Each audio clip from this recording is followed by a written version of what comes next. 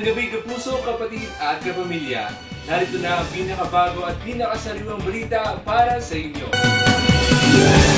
Ako si Jordan Gunda, naghahatid ng pinakabagong balita tungkol sa pagunlad ng ating bayan sa panahong ito ng industrialisasyon. Ngayong gabi, ating tutukan ang kalagayan ng ating mga manggagawa sa tumitinding bilang ng mga pabrika sa ating bansa.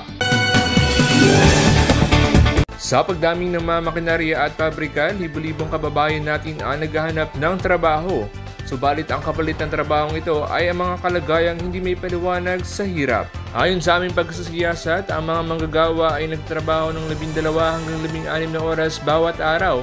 Ngunit ang sahod nito ay hindi sapat para sa pang-araw-araw na pangailangan ng isang pamilya. Ang pinaka-nakakaalarma ay ang patuloy na paggamit ng mga batang manggagawa. Sila ay ginagamit upang pumasok sa mga makikitid na lugar ng pabrika na madalas nagdudulot ng pinsala at minsan ay kamatayan. Gayunpaman, nagsimula na magkaisa ang mga manggagawa, may mga samahan ng nabuo upang ipaglaban ang kanilang karapatan sa mas maayos na sahod at ligtas na kapaligiran sa trabaho.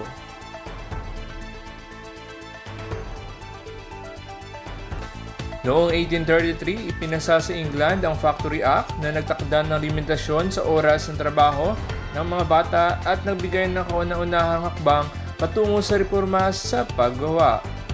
Sa kabila ng hirap, ang mga manggagawa ng Rebolusyong Industrial ang naging pundasyon ng makabagong lipunan. Ang kanilang hirap, sakripisyo ay hindi dapat malilimutan.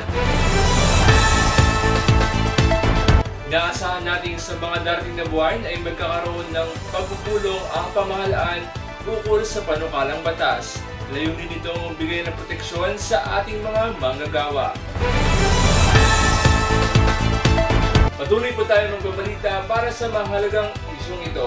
Para sa Balitang Bayan, ako si Jordan Gunda, nagbabalita para sa inyo. Maraming salamat at magandang gabi, Bayan!